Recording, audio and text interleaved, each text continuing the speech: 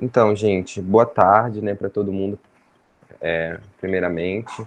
Acho que muitas pessoas aqui sabem quem eu sou, mas vale a pena sempre se apresentar de novo. Meu nome é Kyron Williams, eu sou discente do curso de fisioterapia do IFRJ, sou extensionista do projeto de masculinidade, juntamente com a minha tutora, Diana Pichichini, e a nossa também pesquisadora, né, que é a Beatriz Aguiar, perdão, Bianca Aguiar.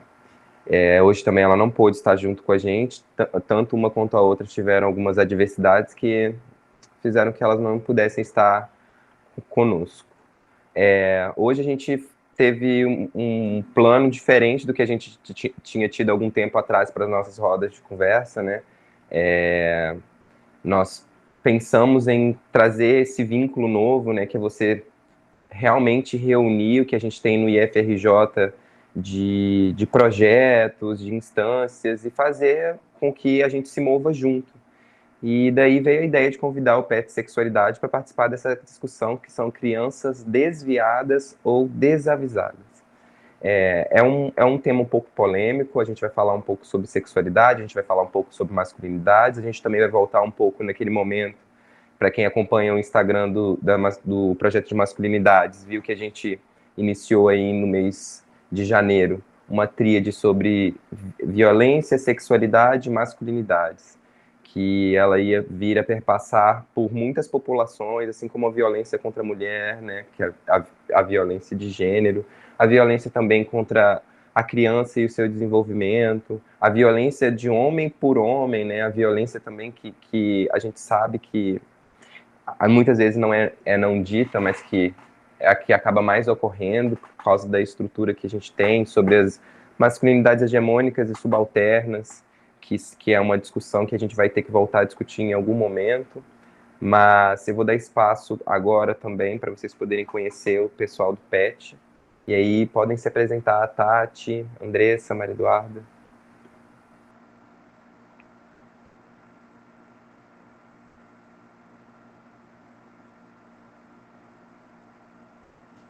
Olá, pessoal. É porque apareceu uma solicitação aqui para mim. E aí travou um pouquinho. Bom, meu nome é Andresa, eu sou discente de fisioterapia e sou componente do PET Sexualidade. Acho que as meninas podem falar o nome, se apresentarem também, depois eu apresento o programa, pode ser? Gente, eu vou até explicar, né, que eu já tinha falado com o pessoal. Eu tô numa câmera, né, e eu tô com uma voz pelo celular porque o meu notebook não tá absorvendo som. Mas, né, eu sou Tatiane, eu sou discente de fisioterapia, né, eu tô aí por volta do décimo primeiro período, né, aquela formanda, não formanda de pandemia, e eu sou integrante hoje, né, do programa de educação tutorial Conexão de Saberes em Sexualidade e Educação Sexual, que a Deza vai falar um pouquinho depois ainda sobre, né, explicando mais ou menos o que é ele. E aí, Duda, pode falar quem você é. Então, eu sou Duda, meu nome é Maria Eduarda, eu também sou do PET, né? Sou do programa do PET Sexualidade, e eu também sou do curso de fisioterapia, igual as meninas. Eu sou a mais novinha aí, eu tô no meu sexto, sétimo período, enfim, não sei por conta da pandemia, né? A gente tá nessa transição aí. E é isso, eu também sou nova no PET, eu entrei no final do ano passado, né? Tô iniciando a minha trajetória no PET agora, tô aprendendo muitas coisas, tá sendo muito bom para mim. Então, espero que gostem. Então, gente, a Tati já comentou, né, sobre o nome inteiro do programa, o nomezão que a gente costuma reduzir para PET Sexualidade, mas nós estamos inseridas em um programa de educação tutorial, cuja temática central é sexualidade e educação sexual, né, e esse tema, ele vai nortear todas as ações desse programa, um programa que surgiu no IFRJ Campus Realengo a partir de uma demanda, né, que foi sentida e foi solicitada a uma docente que fazia parte do nosso grupo de professores, que submeteu o projeto e que foi aceito, e aí o programa começou a fazer parte da história do nosso campus, e basicamente o PET tem a premissa de promover ações que integrem ensino, pesquisa e extensão, norteados por um tema central, o nosso é sexualidade e educação sexual, e ele vai contar com 12 bolsistas e uma tutoria, né? No nosso caso, a nossa tutora é a professora Suzana, acredito que a maior parte que está aqui conhece, é uma psicóloga, e ela também é docente, né, do campus, enfim, ministra aula para os 3 cursos de graduação do nosso campus. Atualmente, o nosso grupo de bolsistas é representado pelos cursos de fisioterapia e terapia ocupacional, e a gente ainda não tem uma representante ou um representante de farmácia, que em geral é o curso que menos compõe o PET. E acho que é isso. A gente pode começar, Cairon? Pode, vamos dar início à discussão, então. A gente preparou aqui, né, um roteiro para a gente poder iniciar, galera. E antes de qualquer coisa, a gente queria conceituar, né, que eu acho que é importante em qualquer uma das discussões sobre sexualidade e gênero, ainda mais em 2022, onde a gente amplificou ainda mais o nosso olhar para essas áreas, a gente voltar e trazer um pouco mais desses conceitos, né, elaborar mais para o dia de hoje, e para todo mundo também poder seguir a discussão com uma clareza, né, entendendo do que a gente está falando diretamente, para a gente também poder evitar, sabe, futuros desgastes, ou então até mesmo futuros constrangimentos por parte de falta de entendimento do assunto, né, em alguns momentos. Então, a Andressa vai falar um pouquinho para a gente sobre sexualidade, sobre gênero, sobre sexo, e a gente vai tentar conceituar isso para todo mundo, tá bom? Vai lá, Andressa. É isso, pessoal. Vocês fiquem à vontade mais para frente para a gente fazerem contribuições. Eu acho que é um tema, um dos meus temas de interesse, assim, falar sobre sexualidade é uma coisa que eu, Tati e Duda, a gente curte bastante. Então, a ideia desse encontro aqui é a gente trocar, não fiquem acanhados em ter dúvidas, por exemplo, em se posicionarem. É um tema bem necessário, até mesmo para a nossa prática, né? Como futuros profissionais. Aqui a gente não tem apenas profissionais da saúde, mas acho que é interessante e um tema necessário à população geral como um todo. Então, de início, a gente precisa conceituar o termo sexualidade, né? Em geral, existe uma associação super limitada da sexualidade com o ato sexual. E aí é a primeira tarefa que a gente precisa fazer exatamente agora. A gente precisa dissociar a sexualidade apenas do ato sexual. É óbvio que sexo é um aspecto que está relacionado à sexualidade, mas não é o único e não é determinante do termo. A gente precisa entender que a sexualidade ela pode ser compreendida como a relação que o indivíduo ele tem consigo mesmo, que tem com o próprio corpo, ou então com o corpo do outro, né? E a sexualidade vai ser um aspecto central do ser humano. Isso significa que a sexualidade ela é inerente. E quando a gente pensa no tema central, né, na ideia de discussão que a gente vai ter aqui para esse encontro, sim, a gente tem sexualidade, a presença da sexualidade na infância. E aí a gente vai entender um pouquinho mais para frente, ao longo da nossa discussão, como que a sexualidade ela vai se expressar de formas diferentes, de acordo com o contexto, de acordo com o ciclo da vida, e vai aprofundar um pouco mais essa discussão. Então, a sexualidade engloba tanto orientação sexual, engloba o erotismo, engloba prazer, e aí a gente não está falando de um prazer apenas sexual, a gente está falando de um prazer num todo, engloba sexualidade, questões relacionadas à reprodução e também engloba sexo. E aí eu deixei esse termo por último, de propósito, para a gente perceber, de novo, que sexualidade não diz respeito só ao ato sexual. Na verdade, eu acho que fica mais didático, fica mais interessante, mais palpável a gente define sexualidade como um traço da personalidade, né? E aí, esse traço, enquanto um traço da personalidade, a gente já consegue associar de uma forma mais fácil a presença em todos os seres, em todas as pessoas.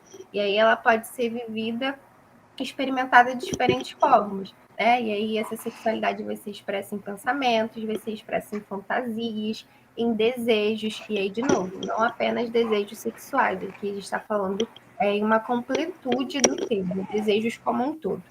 Está relacionado às crenças, está expressa nas atitudes, nos valores, nos comportamentos, nas práticas, nos papéis, enfim. A gente encontra a sexualidade em literalmente tudo na nossa vida.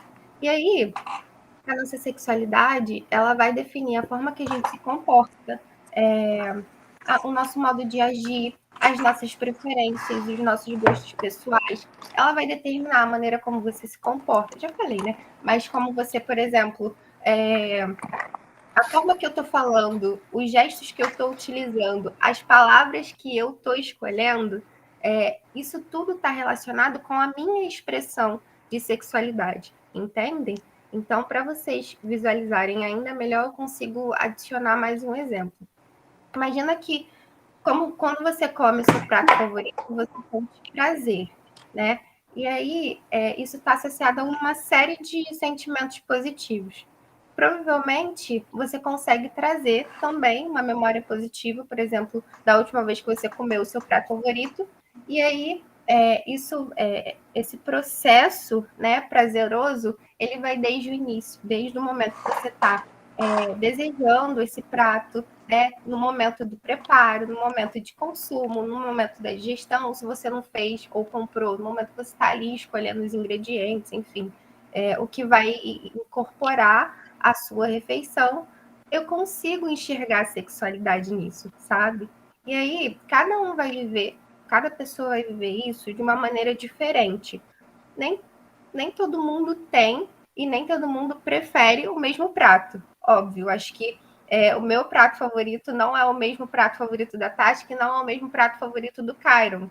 Então, a gente consegue perceber que cada um vai vivenciar e expressar a sexualidade de uma forma diferente.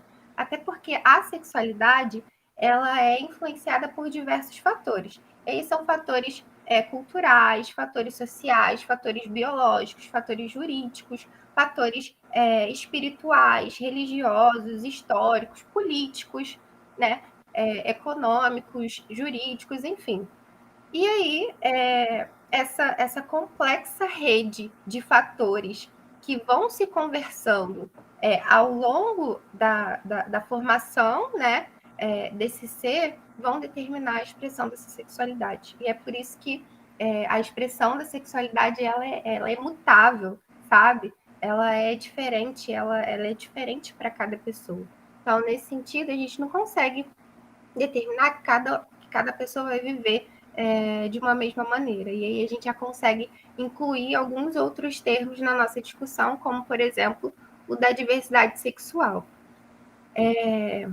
Aliás, o da diversidade sexual.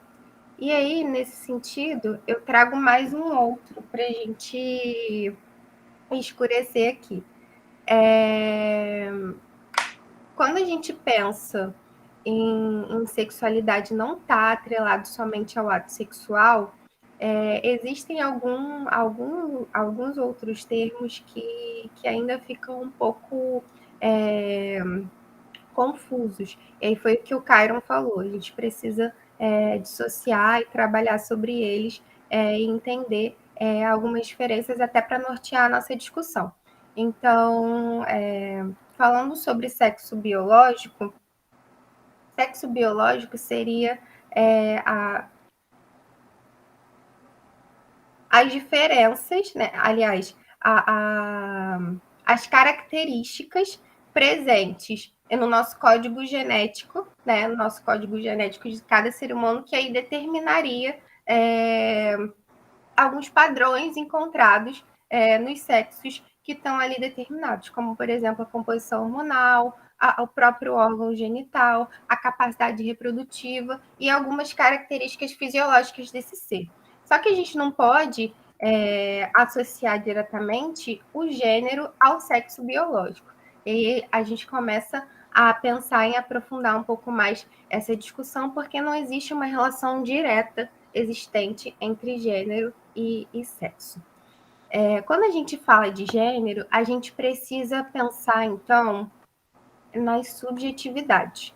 Se eu falei antes sobre sexo, né, ter uma relação direta com a biologia, com algo provavelmente padronizado, de acordo com o código genético, a gente não pode atrelar essa mesma ideia ao gênero. Né? Então, quando a gente fala de gênero, a gente pensa em subjetividade. Então, esse conceito ele foi criado a partir de discussões feministas por volta da década de 70, e aí veio com a ideia de uma rejeição desse determinismo biológico que eu acabei de falar. Então, teoricamente, gênero seria uma categoria sexual, aliás, uma categoria social, que estaria imposta, né, a corpos que são sexuados. Né? E aí esse gênero ele seria fruto, na verdade, de uma realidade social e cultural. Então a gente já começa a introduzir um outro conceito importante, né, de gênero enquanto uma construção social. Nesse sentido, a gente não pode entender e perceber gênero enquanto algo único, enquanto algo determinado. Né? Na verdade, gênero não é nada uniforme, né? E vai variando e dependendo, né, da expressão desse ser, da expressão desse gênero. Então, a relação entre gênero vai aparecendo, né, a partir das construções históricas, a partir das construções culturais, a partir das experiências humanas, a partir dos costumes, a partir das épocas, enfim, a partir dos lugares. E, de novo, quando a gente fala sobre gênero, a gente pensa em subjetividade. E essas subjetividades acabam estando em constante ameaça, porque, trazendo um pouquinho para o tema que a gente vai discutir, existe uma coerção social, né? Existe uma imposição social, né? Que ela ocorre e ela se inicia desde a infância, que a gente precisa expressar gênero a partir de um conceito binário, né? A partir da binariedade, que existe macho e que existe fêmea, que existe homem e que existe mulher, que a gente precisa estar constantemente associado, né? Associando as nossas práticas, associando as nossas ações e associando os nossos papéis à expressão do ser mulher e à expressão do ser homem. Então, a gente começa a perceber que a expressão de gênero, ela de fato está, de certa forma, sendo constantemente ameaçada e sendo constantemente implicada a ser determinada. E quando a gente começa a trabalhar essas discussões de gênero, a gente vai rejeitando essa ideia do determinismo biológico, entendendo o gênero enquanto construção. Então, a gente tem algumas conceituações, né, algumas teóricas que vão trabalhando brilhantemente esse termo. Então, fugindo da questão do determinismo, a gente tem a Joan Scott, e depois Judith Butler vem associando o gênero à performatividade enquanto uma identidade fluida, transitória, negando, mais uma vez, essa questão da não mutabilidade, né, da expressão do ser, do não condicionamento.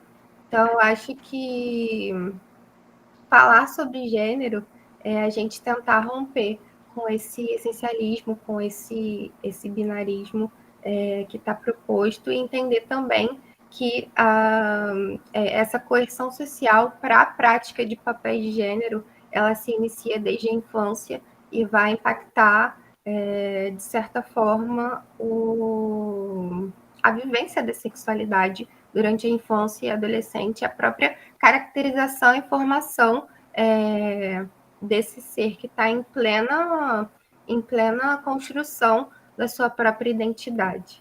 E aí, já que a gente entendeu melhor sobre gênero, a identidade de gênero também vai passar pela compreensão da subjetividade.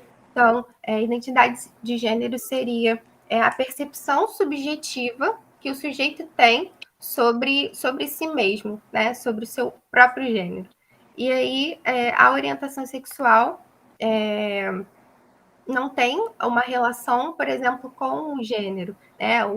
A orientação sexual está no campo da afetividade, né? Está no campo emocional, está no campo sexual que diz respeito à pessoa ter ou não ter, né? Se atrair ou não se atrair emocionalmente, sexualmente e afetivamente por indivíduos, e aí sejam indivíduos de mesmo gênero ou de outro gênero, tá? Então, só para introduzir a fala seguinte da Tati, a gente acaba tendo medidas, né, pesos e medidas diferentes, pesos e medidas sociais diferentes para cada expressão dessa, né, que consigo associar muito facilmente o termo gênero e o termo sexualidade quando a gente pensa que essas expressões elas vão ser únicas, elas vão ser exclusivas por conta dessa rede de interações, de fatores que vão determinando e completando e introduzindo a expressão da sexualidade de gênero de cada pessoa,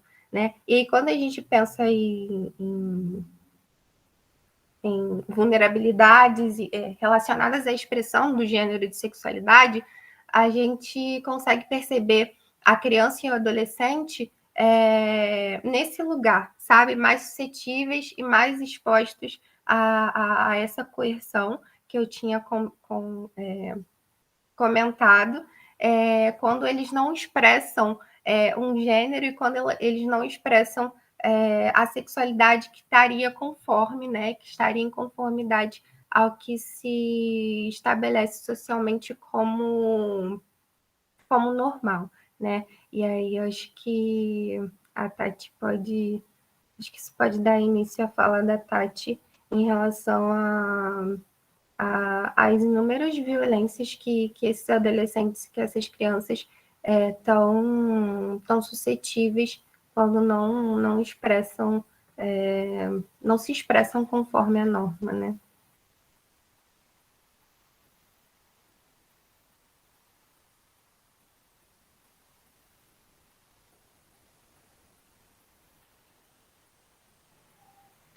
A Deza apontou uma fala para mim, mas eu acho que é o Caron que vai pegar uma fala agora para introduzir, né, sobre a temática da criança viada, não é?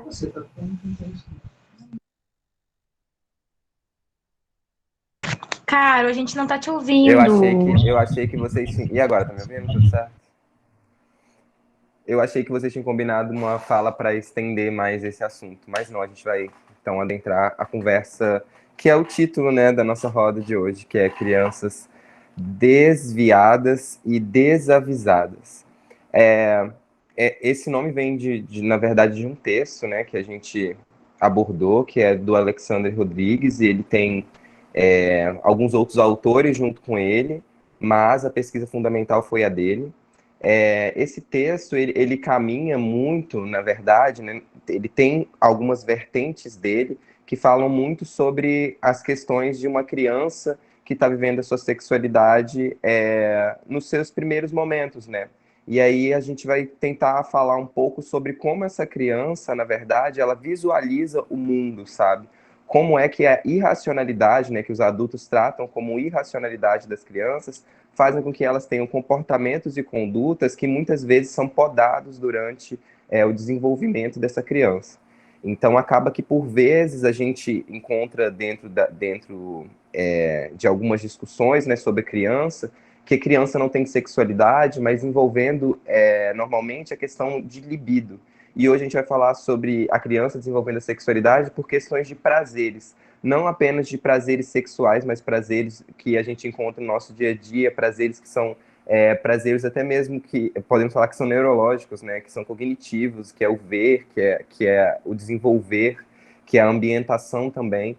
Então, para dar início a essa discussão, a gente tinha separado as nossas falas para caminhar em rumo a um segundo texto, que é a criança viada, que aí já é entrando dentro da vivência de uma criança que é homossexual, porque hoje, né, já temos a discussão, a gente já entende que não se cria, né, a homossexualidade. Na verdade, a gente nasce e se desenvolve, e aí cada um de nós tende a ter uma performance social diferente, mas a orientação sexual, ela pode ser a mesma entre vários. Então, a gente vê várias dessas performances em diversos momentos, e a poda delas pode ocasionar, muitas vezes, no que a gente tem hoje em dia, como a violência, né? Violência LGBTQIA+, ou a violência de gênero, que acaba, por vezes, né, causando várias vítimas. E aí, Tati, eu deixo a fala para você, deixo aberto para você poder iniciar a sua discussão. Tudo bem?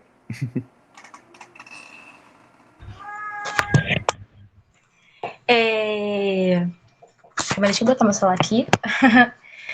A Deza iniciou explicando muito bem assim sobre as conceituações. O Caron, ele vem e introduz o tema. Nossa temática seria pensar mesmo, né, as crianças, né, desviadas ou desavisadas, as crianças, né, que performam de alguma forma um ideal de sexualidade discendente daquilo que se espera de um padrão, de um sistema que é heteronormativo.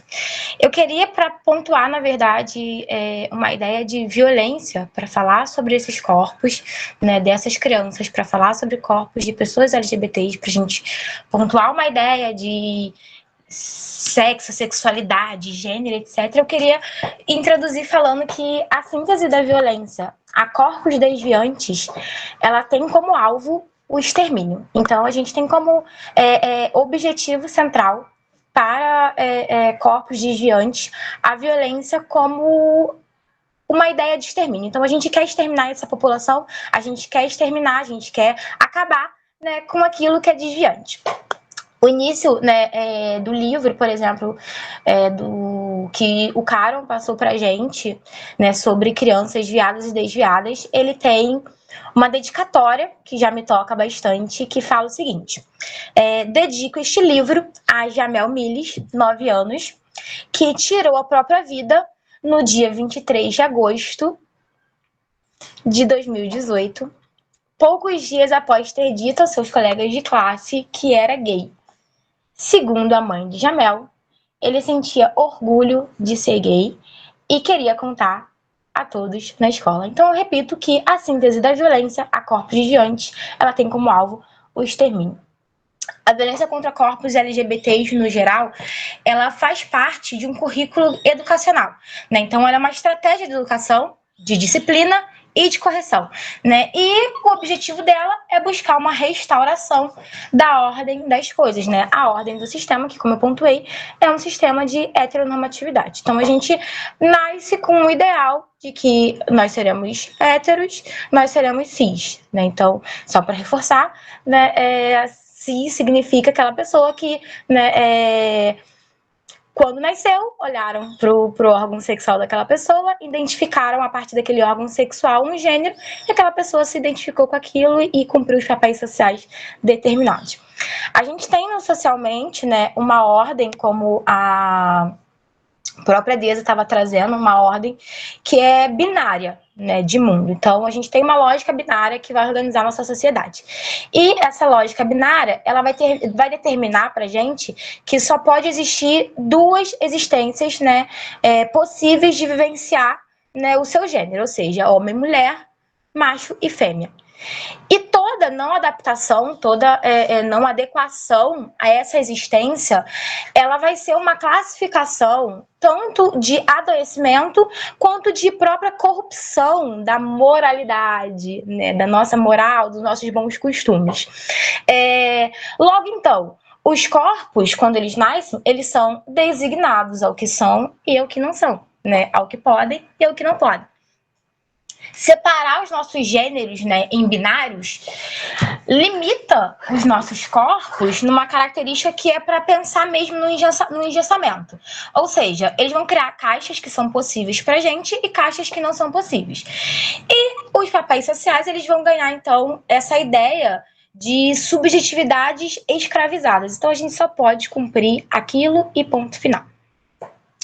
Então, quando você nasce menina, né, você vai passar pelo ideal de cores delicadas, de vestido, de laço, de boneca, de brinco, projetando aí o ideal de mulher bonita, feminina, delicada, comportada. Se você é um menino, né, as cores que vão te dar vão ser o azul, o verde, cores fortes, né, e geralmente as suas roupas vão ser os macacãozinhos, não é? Né, você não tem brinco, não tem laços e brincos para as meninas, né? Tem carros, tem caminhões, tem bola, tem a rua, né? E sonha-se aí para esse menino que ele tem que ser bom, que ele tem que ser trabalhador, que ele tem que ser mágico no futuro. É aquele clássico, obviamente, né, que a gente vai ouvir do garoto não chora, das meninas não falam alto, das meninas sentam de pernas abertas, não sentam de pernas abertas, né, e são pequenas formazinhas assim, né, de opressão, né, que estão contidas aí nessa ideia de binarismo. Esse ideal também vai determinar pra gente não só como a gente se comporta no mundo, mas como se ordena os nossos desejos, os nossos sentimentos, né? Então, assim, se eu tenho um pênis, logo sou homem, logo sou hétero, logo sou masculino, logo sou dominador, logo sou detentor do espaço público. Se eu tenho vagina, logo sou mulher, logo sou hétero, né? Logo sou subalterna, logo sou detentora, né, do meu espaço privado.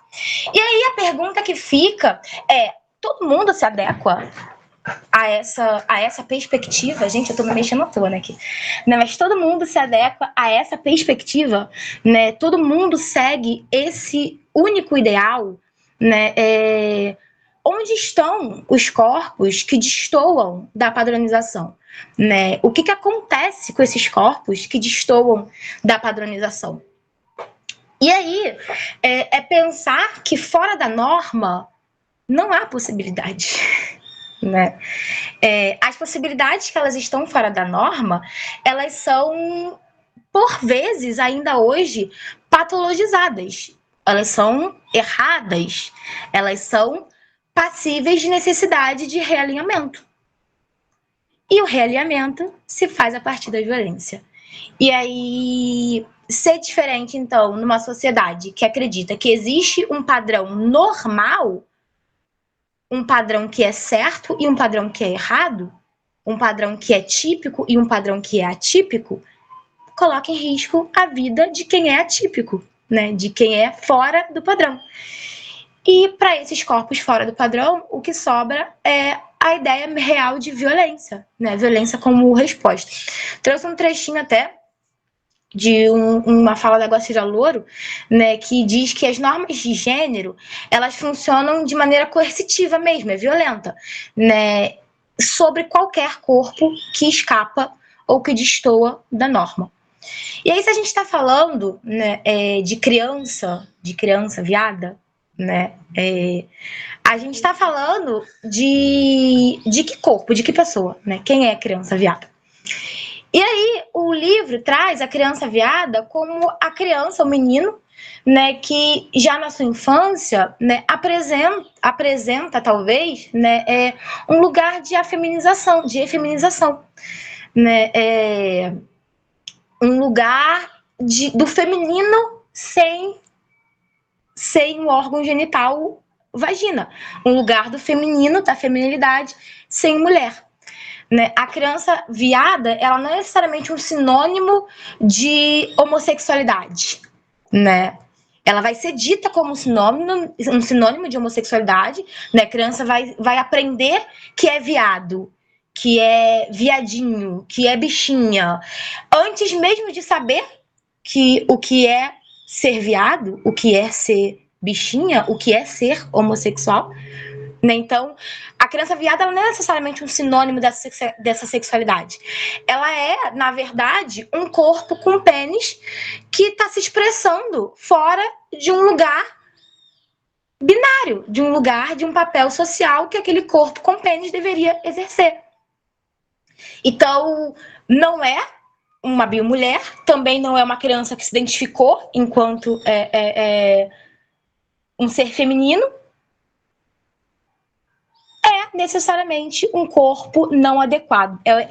A criança viada é o rompimento da binaridade, né? Ela é, na sua performance só, o rompimento né, não é a escassez, a falha, né, ela é a falha da binariedade, a falha da nossa construção de papéis sociais. E nesse corpo infantil, né, que exala esse resquício de feminilidade que mora, então, a violência de gênero, né?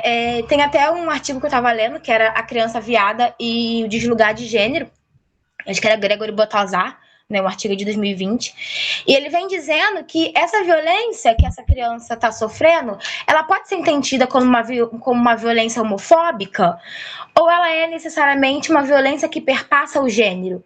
E ele vai dizer exatamente que é uma violência que perpassa o gênero, né, porque ela se embasa na efeminofobia, que é o termo que ele utiliza, que seria uma própria ideia de aversão e de ódio ao efeminado, né, ao feminino, né, que se expressa, que é visto, porque a gente nem tem como dizer que aquilo é o feminino, que não é, né, mas ao feminino que é entendido naquele corpo. E também se expressa na misoginia, no ódio ao feminino, né, no ódio ao entendido como a passividade, né, que não deveria existir ali. E aí o próprio autor, né, o Baltazar, ele vai sugerir ali que esse termo, efeminofobia, ele tem uma ideia de pensarmos mesmo a ideia de discussão sobre os traços antigênero feminino e misóginos que estão presentes nessa própria forma de discriminação. Ou seja, a criança viada, o gay afeminado, né, a feminilidade sem mulher, né, ela não é tão percebida, né, numa fala da comunidade gay, né, porque, no geral, na homofobia no geral, né, gays efeminados sofrem também preconceito dentro do próprio movimento LGBT. Então, o problema não está só no geral, na homofobia ou no ato, né, da sexualidade, da expressão da sexualidade, e sim, né, na expressão da feminilidade, né. E aí, essa violência, né, ela vai se expressar, então, no xingamento, na exclusão, nas agressões físicas e, quem sabe, até nas agressões sexuais, né? Todas elas bem aceitas e bem justificadas socialmente, até por aquelas pessoas que diriam defender as crianças, não é mesmo? A violência, no geral, aqui de gênero, ela trata-se da violência que está num lugar de hierarquização, né, de colocar esse masculino como superior ao feminino. Então, se expressa feminino, ok, tá errado. Né? E aí, quando eu falo, por exemplo, dessa violência tá atrelada a um lugar de aceitação, até por quem, né? E aí eu lembro de novo essa ideia de que a violência ela é educativa, ela é coercitiva e educativa, né, nesses lugares, né, porque ela é bem aceita como um lugar de esse ser precisa exercer esse ser precisa sofrer essa violência, né? Esse ser humano precisa sofrer essa violência para que se adeque, para que entenda, né, qual é o seu lugar social, né? E aí eu posso trazer talvez até um exemplo de como que isso também se expressa, por exemplo, em crianças e meninas lésbicas no geral, né? Em pessoas lésbicas no geral, né? A violência, né? Então o que precisa é de uma boa comida, dando um exemplo assim bem chulo, mas assim, né? Na expressão de que o que se precisa, né? Para que se reordene, né? Se realinhe a perspectiva é a violência, e a violência é quem deixaria as coisas alinhadas novamente, que fariam as pessoas entenderem quais são os papéis que deveriam exercer. E aí, de novo, né, eu vou trazer para eu encerrar também a fala, que eu acho que eu já falei bastante, mas assim, só para finalizar, assim, eu queria trazer até um textinho que é Quem Defende a Criança Queer, né, que é do Paul Preciado. Ele é um texto antigo, né, de 2013, né, onde o Paul vai falar um pouquinho sobre quem seria a criança queer. O Baltazar, que é esse outro autor que eu estava citando até, ele vai dizer que a criança viada aqui no Brasil é uma criança que pode se comparar a esse ideal de queer, né, para o estrangeiro, assim, para os Estados Unidos, porque seria a nossa brasileirada, né, o queer lá e aqui a gente chama de criança viada. E aí a ideia de queer nos Estados Unidos tem a ver com essa ideia de insulto, né? Foi uma ideia de insulto que significaria aí o estranho, o esquisito, o bizarro, e ele vai ser readequado pela comunidade, ele vai ser adequado pela comunidade, ele vai ser reavido pela comunidade LGBT, né, numa ideia de autoafirmação, né? Então, para pensar, eu sou uma pessoa queer, então eu sou uma pessoa dissidente, eu sou, né? E aí essa ideia de criança viada aqui no Brasil vem nesse lugar também, né, sendo retomado até mesmo após a situação do museu, né? Ele vem sendo retomado, a gente vem retomando essa expressão para dizer criança viada, para reafirmar um lugar mesmo, né, um posicionamento efetivo mesmo, acerca da sua própria sexualidade, suas próprias questões de gênero. E aí, né, o Paul vai fazer uma reflexão sobre quem defenderia essa criança queer, né, essa criança desviante, por exemplo, né, quem estaria a favor da proteção, né, dessa criança queer. E o Paul ele vai dizer que a criança que se protege não existe. Porque aqueles que defendem a infância, aqueles que defendem a família, né, que apelam para uma família, eles apelam, na verdade, para uma família política, né, uma família que consideram que todas as crianças, né, seriam, na antemão, heterossexuais e submetidas, né, à norma de gênero. Esse somzinho é meu, gente? Nem sei. Que? Gente, eu acho que eu tô falando bastante. Calma aí, eu vou finalizar que eu me perdi no negócio do sonzinho.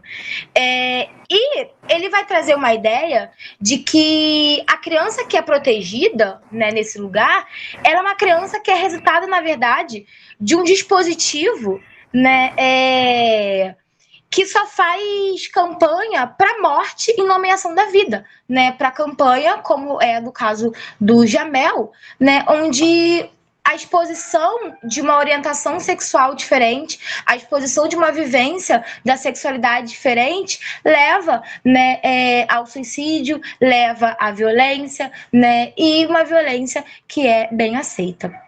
E ele traz até uma história, né, da própria vivência dele, falando sobre quando ele, né, foi uma criança lésbica e quando nessa vivência, por exemplo, na utopia dele imaginar que ele poderia ter um casamento com a melhor amiga dele, né, ele foi patologizado num lugar de mandarem para a família dele, por exemplo, né, um cartãozinho falando que deveria ser visto a identidade sexual, né, daquela menina que queria ser sapatão, como foi xingado na escola, né, do sai daí sapatão, e que naquela época ele tinha um pai e uma mãe que eram incapazes de proteger ele da depressão, da exclusão e da violência.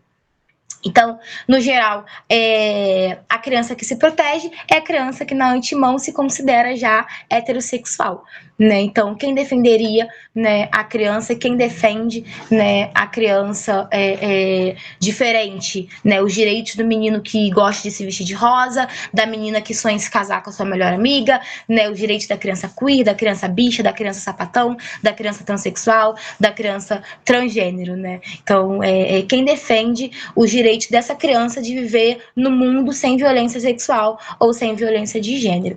E aí é isso, eu passo minha fala novamente pro Kyron. Desculpa, gente, falei muito.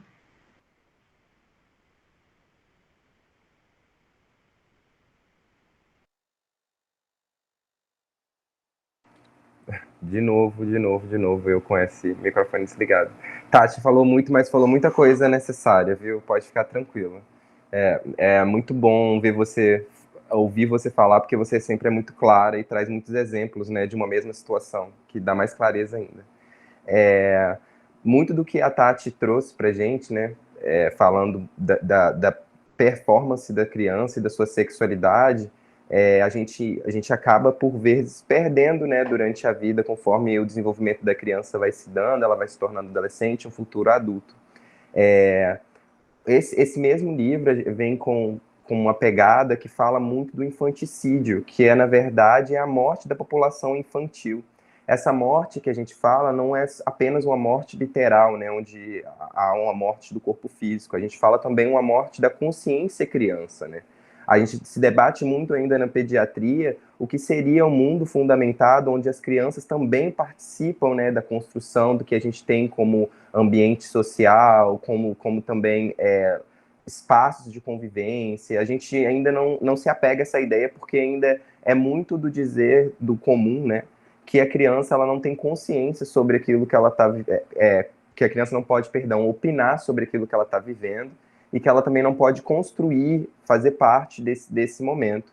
E aí o infanticídio vem como uma estratégia do adultocentrismo, né, que a gente tem hoje em dia aí, para poder falar que a criança ela tem um lugar assim na sociedade e esse lugar é de subordinação. E essa subordinação, por muitas vezes, ela causa no que a gente vê hoje em dia, né? Hoje em dia não apenas, né? Desde sempre. Que é a criança sendo violentada de N formas e a gente não encontra órgãos ou espaços que possam, muitas vezes, tá ali para poder abarcar essa criança. No segundo artigo, onde a gente, né, trouxe uma visão agora mais centrada na criança viada, a gente vai falar um pouco sobre algumas crônicas que esse artigo trouxe. Essas crônicas, elas são crônicas que são ligadas à vivência do autor, como uma criança viada vivendo no interior e sofrendo todos os tipos de estereótipo e violências que são vividos por uma criança que é efeminizada. E vamos fazer... A gente tirou, né, desse texto algumas partes que a gente achou mais objetivas, e no fim de tudo eu vou trazer aqui para vocês uma passagem. Andressa, você quer começar falando sobre o livro, sobre alguma parte que você gostou, perdão, sobre o artigo, alguma parte que você tenha gostado mais, das partes que a gente pontuou, que eu acho necessário trazer essa discussão agora sobre a criança viada e a vivência, né? Depois, pessoal, rapidinho, eu vou disponibilizar no fim da reunião o PDF desses artigos e do livro que a gente está falando aqui, para todo mundo também que quiser aprofundar um pouquinho mais, quiser conhecer o trabalho dos autores, do Alexander e do Vinícius, isso é ótimo, tá? Pode ir, Andressa. Então, pessoal, como o Kyron falou, esse livro Criança Viada vem trazendo algumas crônicas que expressam, na verdade, a vivência, que é o que a gente estava conversando antes do início da roda, a vivência que é velada, mas uma vivência que a maior parte das crianças ditas viadas passam, sabe? E experimentam. E o autor, ele encontrou na literatura, né, na escrita, a forma de apresentar isso para o mundo. São contos, são crônicas que passam por diversos assuntos, passam por alguns temas diferentes. A gente separou alguns contos, acho que talvez a gente pode deixar por último, porque é aquela mística que o Kyron vai fazer, e eu posso ir trabalhando em cima dos que a gente separou anteriormente para fomentar nossa discussão. Tem um conto, que é o conto 23, que o título é Elástico é Coisa de Menina. E aí o personagem, né, a criança viada, o adulto viado que fez o conto, vem trazendo que na infância gostava muito de pular elástico, que fazia parte de muitas horas do seu dia, só que era considerado brincadeira de menina, enfim. Ele vem contando que se orgulhava e tinha vários brinquedos, mas que o elástico era a brincadeira favorita, né? E acho que a partir desse conto, desse adulto viado, a gente consegue trazer a discussão essa questão relacionada ao que é proposto como brincadeira de menino e brincadeira de menina, que ilustra perfeitamente o que eu estava falando sobre a coerção social que se inicia desde a infância, né, que vai tentar produzir mini seres específicos e produtos que precisam reproduzir determinados papéis. Então, foi o que a Tati também já comentou, né? A menina, ela fica exclusiva à casa, né? Praticando, brincando e treinando, por exemplo, o seu papel servil, e o menino tá ali para a rua, que ele precisa ser bom, enfim, forte, e são brincadeiras mais brutas, por exemplo, que são incentivadas para essa criança.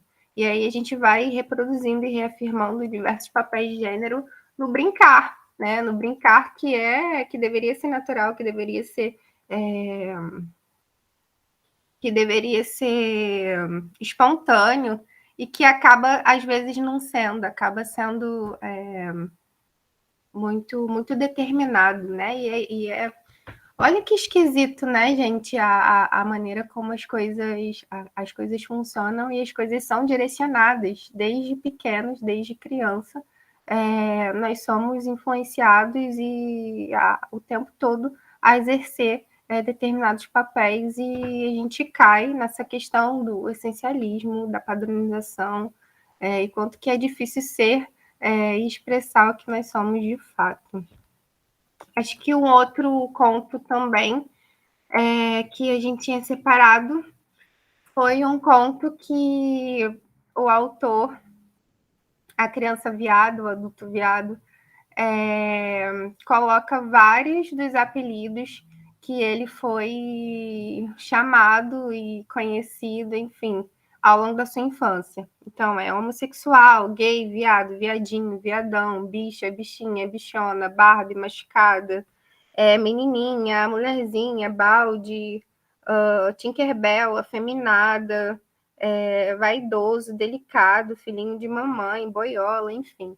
E aí, no final, termina. Entre todos, prefiro Carlota. Mais uma vez, essa série de expressões da violência, né? Da violência que é velada e que é normalizada. Isso a gente vê facilmente uma outra criança expressando contra uma criança dita feminina, uma criança viada. E é naturalizado e é esperado que se faça. Até porque quando a gente vê, quando se tem perto do seu filho uma criança viada, o ideal é que haja um afastamento, né? Porque parece que isso seria contagioso e que se exprima de alguma forma a rejeição a esse tipo de expressão. Então, isso aqui também é esperado que seja feito por crianças, enfim, de mesma idade, que estão compartilhando no mesmo lugar. Então, são violências duplas, triplas, que vêm de todos os lados e complica a existência dessa criança. Então, coloca ela num lugar de exclusão, enfim, e traz aquela lógica do extermínio de você ser você mesmo. A gente tem um outro que uma outra crônica, que é um pouco mais complexa, que traz a questão do abuso que esse adulto viado passou durante a infância, e diversos abusos que ele foi passando, que ele não entendia, e quando ele começou a entender, caiu naquilo que a Tati falou, né, dos atributos relacionados à feminilidade que essa criança exprimia, da fragilidade que ele apresentava e da culpa, né, que ele começou a sentir por ser abusado e por passar por isso, e do lugar de subordinação que, enquanto criança viada, ele foi passando. Então, é uma outra situação que acaba sendo mantenedora, né, das experiências terríveis que crianças viadas experimentam. Acho que a gente pode ir para o talvez, Kyron. O que você acha? Sim, eu tinha só uma fala para poder complementar, é que esse último conto que a Andressa está falando, ele se chama na TV se aprende, na televisão se ensina, perdão. A gente aprende na televisão, perdão. E aí, esse A Gente Aprende na Televisão fala exatamente sobre essa passagem que ela falou do abuso, né? E todos esses abusos, né, para fazer uma conexão com o projeto de masculinidades, né, que está todo o tempo nessa nossa discussão, mas para ficar bem mais claro, todos esses abusos que ele relata foram feitos por pais, né, de família, e na grande maioria era de amigas dele, onde ele, né, a condição também socioeconômica do autor também faz todo sentido, porque ele morava numa zona rural e era uma pessoa extremamente pobre que morava com os avós, então muitas das vezes ele ia para casa dessas amigas dele de colégio ou então de rua, assim, para poder ver televisão ou então para poder comer ou até mesmo para poder, né, ter algum tipo de lazer, porque a vida dele era mais ligada ao trabalho junto com a avó. E como troca, diversas vezes ele teve que masturbar filhos de outras pessoas, passou por abusos de pais, já teve que durante a madrugada sair do ambiente e né, ser violentado por outras pessoas. E assim, com o decorrer do tempo, ele acabou, né, ele fala isso no texto, que ele acabou aceitando essa condição para poder sobreviver, para poder ter um gostinho da vida, assim, do lazer, de poder fazer aqueles mínimos momentos de assistir uma televisão durante a noite, de ver uma novela, mas sabendo que depois ele ia ter que pagar o preço, né, por aquilo tudo. Então, a gente vê que, mais uma vez, essa violência, ela também é encobertada, né? Ele fala do medo que ele sentia também de falar com os avós dele, e em algum momento também ele ser penalizado por ele ter feito esse ato, mesmo sendo uma violência contra a criança. E a gente tem a dificuldade ainda de falar sobre esse tipo de violência, principalmente com os garotos, né? Com as mulheres a gente sabe que é muito mais comum, não deve ser normalizado, obviamente, mas a gente sabe que com os garotos é uma conversa que é menos dita, né? A gente não fala muito sobre esses abusos, porque até mesmo entra dentro da discussão que a gente fala do patriarcado, que é a honra do homem, né? Você tira a honra de um homem quando ele passa por essa situação de violência, ainda mais uma violência sexual. Então, muitas das vezes é um assunto escondido, né? E essa violência que ele perpassou é uma violência que eu, por conhecer N pessoas LGBTQIA+, e também por estar enquadrado dentro dessa população, sei que é mais comum do que parece, sabe? É algo que a gente acha que no dia a dia é incomum, mas você passar em algum lugar um pouco mais à noite, que você sabe que alguém vai te chamar, alguém vai acenar, alguém vai mexer contigo, vai te assediar. E aí você pensa nisso para uma criança e uma criança efeminada, né? Que eu já ouvi por muitas vezes também, até de pessoas assim do cotidiano, falando que, mas se aconteceu é porque queria, como é que também a criança era, olha como é que fazia. Acho que muitas pessoas já ouviram isso, né? Então, essas condutas são ligadas diretamente à estrutura que a gente vive, não são condutas que se dão apenas nesse tempo, né, na contemporaneidade, são condutas que cresceram junto com a nossa colonização.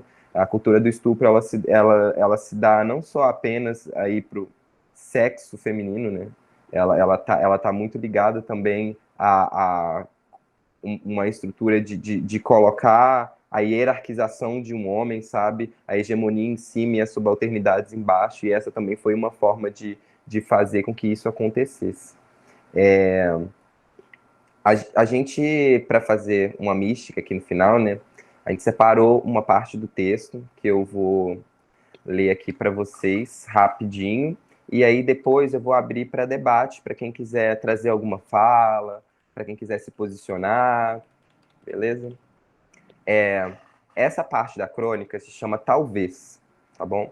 E aí ele diz assim: talvez eu quisesse saber se mais alguém também passou por isso, se alguém poderia ter ajudado, se seus pais sabiam, como eles souberam, se eles choraram ao ser descobertos, se pediam perdão a Deus, eles acreditavam em Deus?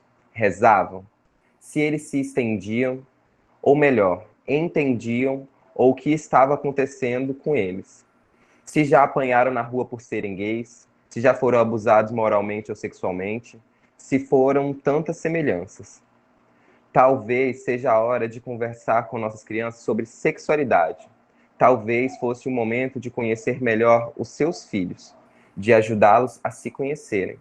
Digo, de fazê-los compreender que seu corpo é sua morada e não se deve deixar invadir, e nem você subjugá-lo. Mas é tempo também de mostrar para as nossas crianças que como pais, eles podem sempre contar com vocês, que podem confiar, aceitando-os, respeitando-os e acolhendo-os. Tudo acontece no universo das crianças, coisas que a gente nem vê. O que sei é que vão dizer: isso aqui, criança viada, tá mais para uma literatura escandalosa. E talvez seja, mas literatura é isso. É a vida escancarada. E a realidade gay deve ser discutida na literatura também. Temos que ser ditos. E todo mundo sabe que quando a coisa foge ao padrão, é escândalo. Essa é a passagem que ele passa, né, na crônica de Talvez, que é uma conclusão para a gente aqui que levantou esse debate, né, que era um debate que eu já estava a fim de fazer há muito tempo, desde que eu entrei dentro do projeto de masculinidades, porque muitas das vezes, né, eu vejo isso pelo nosso ciclo, e não só falando sobre os homossexuais, mas a sigla inteira dos LGBTs, e até mesmo para quem não faz parte e está dentro da sexualidade da pessoa, como a Andressa explicou, né, uma performance de ser que foge disso todo que a gente tem do comum social. E essas podas, muitas vezes, elas nos fazem adultos que são frustrados consigo mesmo, né, que sentem insegurança no ser, no estar, no convívio social, e tiram da gente esse lugar, né, social, muitas das vezes. Muitas pessoas se isolam, muitas pessoas se perdem, muitas pessoas se violentam, muitas pessoas são violentadas, muitas pessoas até partem daqui para outra, né? Então, a reflexão que a gente deixa hoje é essa, sabe? De que se você vê uma criança que a gente chama de malandra, de moleca, de viada, que destoa todo esse padrão, por favor, não pode essa criança. Do contrário, tente ver até onde ela pode chegar com todas essas performances dela de ser, porque é dela, tá bom? Pessoal, agora a gente vai abrir para um debate breve, para quem quiser fazer qualquer adendo à nossa discussão. Espero que todo mundo que esteja aqui hoje tenha gostado dessa discussão. E abro agora para vocês aí poderem trazer um pouquinho da fala de vocês depois da gente ter falado tanto. Obrigado, gente.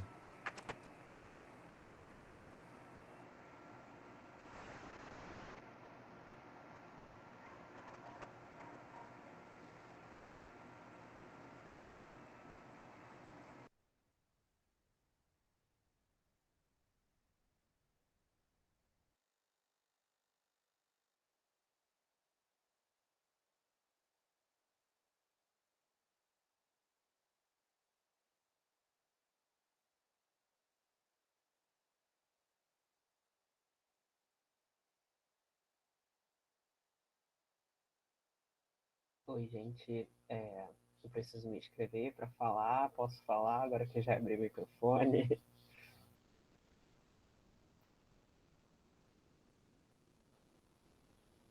Então, Pode falar direto, sem problemas. Eu queria falar aqui logo de cara. Eu adorei o tema de vocês, porque a criança é uma coisa assim que parece que não é um ser, né? A gente desumaniza a criança. Eu sempre lembro, estudando dor, né, que até 1980, início até dos anos 90, não se dava anestésico para operar as crianças, né? Dava simplesmente um paralisante, porque se acreditava que a criança não sentia dor, que se podiam fazer os procedimentos dela, assim. E então, quando eu vi uma discussão sobre sexualidade e na infância, né, no geral, eu achei muito bom. E assim, Eu sou um homem trans, né? Para quem não me conhece, eu estudo fisioterapia também, estou no 11º período aí, né? Vivendo como Tati. E eu fui a criança que foi o estereótipo mesmo de a criança trans, né? A menina, entre aspas, que não gostava das coisas femininas, que queria carrinho, que isso, que aquilo, que gostava daquilo que remetia ao masculino, né? Então eu ia comprar roupa e ficava, não quero a roupa de menina e tal. E assim, graças a Deus, meus pais não foram radicais, né? Mas era aquilo, poxa, não faz isso não, tenta comprar assim, poxa, não corta o cabelo não e tal. E como isso é até hoje, né? A gente vê, percebe-se, depois de tudo que vocês falaram, como isso é colocado em segundo plano, né? Como a criança é colocada como um ser que não tem capacidade de se reconhecer, né? De se perceber, de se entender em algum lugar, por mais que eles não se coloquem necessariamente em caixas, né? Por exemplo, naquele tempo eu não falaria, eu estou fazendo isso porque eu sou um homem trans, mas eu já entendi meus gostos. Então, eu adorei esse tema, eu achei assim, super importante, né? Além de discutir a sexualidade no geral e discutir na criança e mais, enfim, coisas pesadas, porém que tem que ser debatidas, né? Então é isso, eu abri mais para falar isso. Que eu me identifiquei assim como criança queer, né? Criança viada. E até adulto, né? Tive essa dificuldade depois de sair, porque quando eu falo que a pior parte da minha transição foi me assumir para mim mesmo, me entender, né? Porque tudo me remetia a caramba, se eu realmente for um homem trans, as pessoas que me zoavam na escola estavam certas, né? Então, enfim, eu adorei o tema e é isso.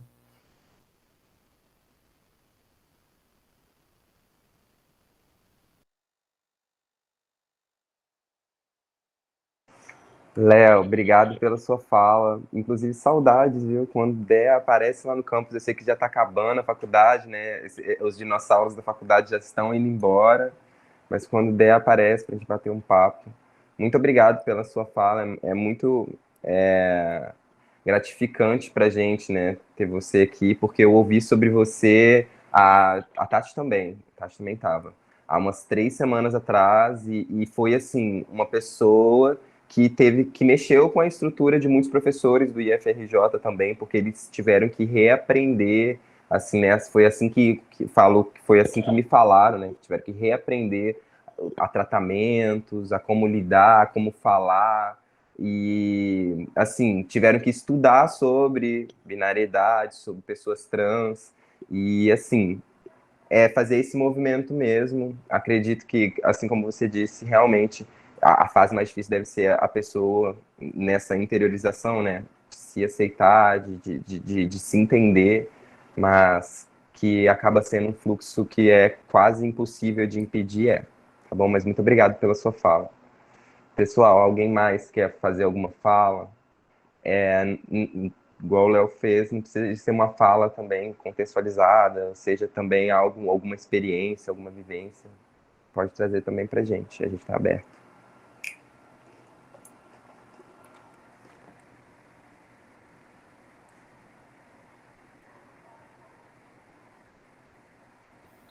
Oi, gente. Peraí que eu vou tirar o fixado da câmera da Tati aqui, porque eu vou ficar envergonhada. Enfim, Brasil, eu acho que eu não sei se eu preciso me apresentar ou não.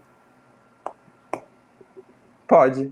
Se apresentar é meio que uma crisezinha, né? Dá um tipo de, meu Deus, e agora quem sou eu? Então, gente, eu sou a Lisa, eu sou uma sapatão não binária, eu faço mestrado em educação na linha diversidade, diferença e desigualdade social em educação, na UFPR. E eu tô aqui nessa cidade que parece muito Europa, né? Frio e fascismo e gente sem banho. Só. Boa. Assim, mas enfim, como eu sou do Rio Grande do Sul e não é tão diferente. Mas o que eu queria falar no geral, assim, que a mesa foi muito, muito, muito legal, muito produtiva, assim, para reflexão, porque a gente precisa debater as crianças LGBT no geral, sabe? Porque quando o discurso conservador ele vem para dizer coisas sobre essas crianças, para dizer coisas, aliás, contra a população LGBT e contra os nossos direitos, eles sempre puxam a questão da criança como esse sujeito que precisa ser protegido. Então, quando se fala de ideologia de gênero, por exemplo, quando o Bolsonaro ia lá, oh meu Deus, olha o kit gay, cara, eles querem acabar com as crianças, com as famílias. Na verdade, de qual criança e de qual família essa gente está falando, essa gente quer manter? Com certeza não é uma criança que nem o Leonardo, por exemplo, que eles querem defender e proteger. E talvez não seja criança nenhuma, porque no fim das contas, né, é só uma questão de imposição e reiteração normativa das coisas e de colocar todo mundo no seu lugarzinho para ninguém desviar e ficar todo mundo capturado dentro da normatização, enfim, eu não sei mais a diferença de normação e normatização, porque, enfim, né? E aí, quando o Léo também vai falar da experiência escolar, né, foi o que me trouxe aos estudos de gênero, foi que essa questão, né, na educação, na escola básica, ela é presente o tempo todo. Às vezes a criança sabe que ela é bichinha no ambiente da escola, porque lá que os outros vão ver que ela tem um tipo diferente de masculinidade, talvez, enfim, quando a gente estuda as masculinidades subalternizadas e quando a gente vai estudar as questões de gênero, a gente sabe que masculinidade já não é presente só aos corpos masculinos, e a feminilidade também não é só presente aos corpos das mulheres, já está tudo junto, misturado, fluido e enfim, né? Como uma pessoa que lê Preciado, às vezes também já tem uma utopia que os corpos vão ser livres e poder escolher os seus órgãos e, enfim, todo mundo feliz e andrógeno. Mas, enfim, tirando o besterol, assim, eu não acredito que a gente vai efetivamente fazer um rompimento com essa norma, né? Mas eu acho que as nossas experiências, elas são uma estratégia de resistência dentro da própria norma, já que a gente não está fora dela, a gente está capturado por ela, ela está na nossa cara o tempo todo. Tipo, quarta-feira, eu vim na aula, né, aula pedreira, assim, a gente discutiu o Butler, nossa, aí eu cheguei em casa e sentei eu moro num pensionato, tem uma galera aqui, eu sentei na sala com... Ai, gente, eu fico até meio embargada de falar, porque é pesado. Eu sentei na sala com a galera ali para conversar, e aí a galera tava conversando questões de violência também, e aí tem uma bicha efeminada aqui, Gabi, né, que é amigo nosso aqui do pensionato também, que ele contou narrativas de abuso da infância, sabe? E hoje falaram essa questão também, então isso está o tempo todo nos atravessando, nos perpassando, tipo, tá esfregado na nossa cara a questão da violência, sabe? E eu acho que a nossa própria existência e experiência de vida, né, é uma resistência a essas normas que, enfim, só nos querem nos oprimir, nos achatar, mas a gente tá aqui e a gente vai continuar, porque afinal de contas a gente existe, né, e foda-se eles.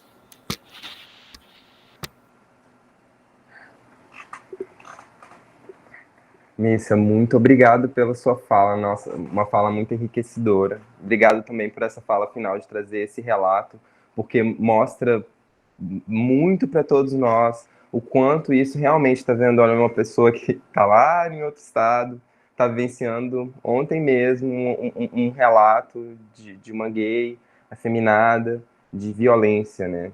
Então, assim, foi o que a Missa também trouxe para gente, que é algo que a gente consegue romper todo esse caminho que foi feito até o dia de hoje. De uma hora para outra, não, sabe? Não mesmo, porque é uma estrutura e a gente está inserido dentro dela. E como muito já se diz, nós somos a minoria, né? Então, para poder romper com isso, a gente tem que, na verdade, atingir camadas onde a gente ainda nem habita. Essa é a maior dificuldade que a gente tem. E eu agradeço ao apoio de todo mundo que está aqui discutindo com a gente, porque são espaços como esses que vão fomentar esses momentos que a gente tem de poder realmente levar para além da nossa bolha, né, essas discussões. Só para deixar para todo mundo aqui, essa reunião, né, essa mesa redonda, ela está sendo gravada e ela vai estar no nosso YouTube, né, do Projeto de Masculinidades, então ela fica lá disponibilizada e eu peço para que vocês também façam a divulgação desse conteúdo, sabe? Essa discussão de discente para discente, muitas vezes, é muito necessária também, porque a gente traz pontos de vista muito da nossa vivência também, da nossa geração, né, em muitos momentos, e também do que está na contemporaneidade, que está acontecendo no momento, e do que nós, né, futuros adultos aí da sociedade, se não já adultos, queremos para a nossa utopia, né, de população, de meio social. Pessoal, tem mais alguém ainda que deseja fazer alguma fala?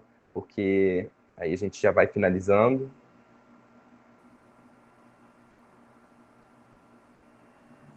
Oi, gente, boa tarde. Eu sou a Camila, queria começar parabenizando vocês pela importância aí da fala. Estou aqui curtindo, conversando com vocês desde o início. Gostei muito, achei muito atento, né? E é um debate que a gente tem que estender para as salas de aulas, né? Para a gente conversar com as próprias crianças também, trazer os relatos delas e rememorar também. Eu sou uma mulher bissexual, né? Sou da UFRJ, sou amiga da Andresa e da Rural, na verdade. A gente sempre agarra um R. E eu faço mestrado em filosofia, sou formada em filosofia. E eu faço uma pesquisa em cima de vários recortes, né, sobretudo econômico e racial. Então, eu fiquei pensando muito sobre essa fala do brutalismo, da violência, que atravessa a todas essas crianças, todas essas pessoas que não se enquadram dentro do padrão, né? E o que seria esse padrão de normatividade, isso também é uma questão que é uma imposição, né? Porque se a gente fosse realmente tolerante, a gente entenderia que a diferença ela é o próprio padrão de humano, é a diferença. A gente parte da diferença e não de uma especificidade.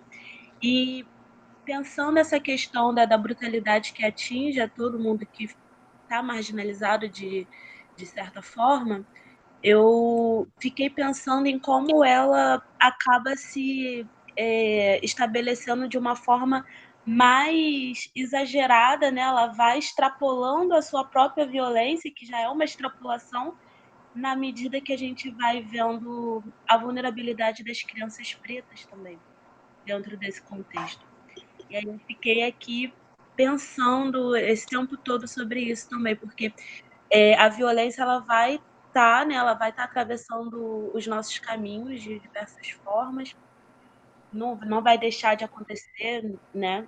Mas nesses casos específicos é uma questão também. Tenho amigos também, amigas que relatam que só agora com 25 anos, quase 30 anos, que está começando a tocar nessas feridas do passado. Passa por muito silenciamento, né? Enfim, mais uma questão para a gente continuar fomentando o debate e eu queria agradecer. Estou muito grata por estar aqui com vocês agora essa tarde. Obrigada.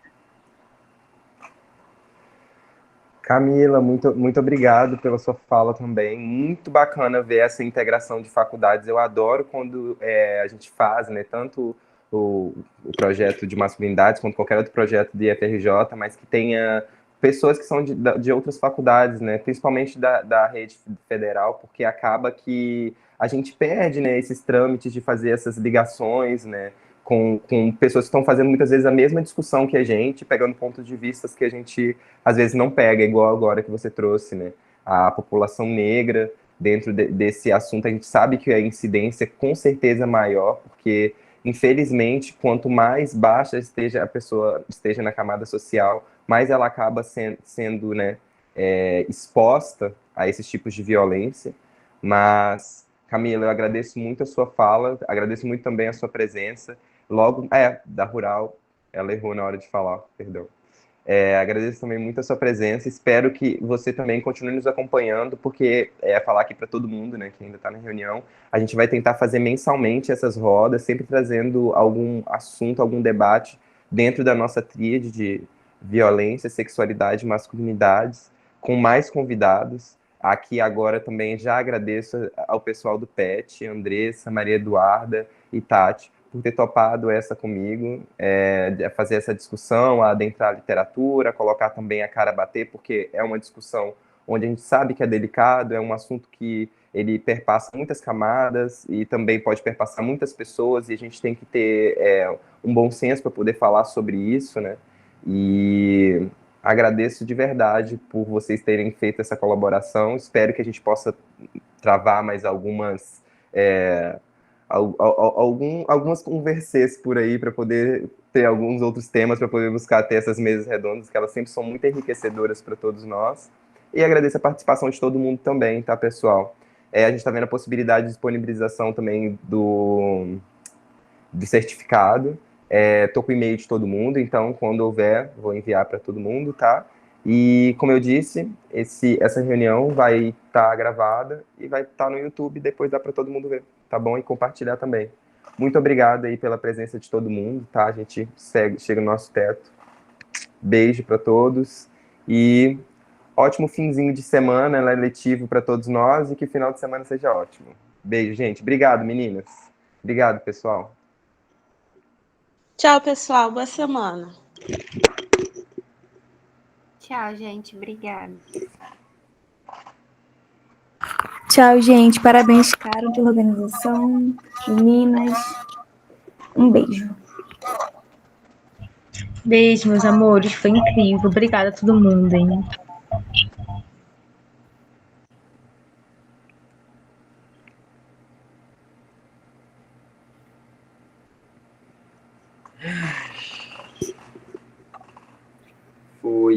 Obrigado, meninas. Foi um sucesso.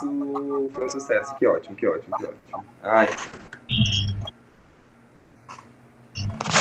Isso, meus amores. Obrigada pelo convite. Eu louca, mas foi ótimo. Ai. Cara, fiquei muito feliz, juro pra vocês. Fiquei muito feliz com esse resultado. Espero mesmo que a gente faça mais colaborações, tá? Que é sempre bem válido para nós. E com mais planejamento, né? Porque foi meio que em cima da hora em alguns momentos, mas acho que vai dar sim para fazer mais planejamento. Beijo.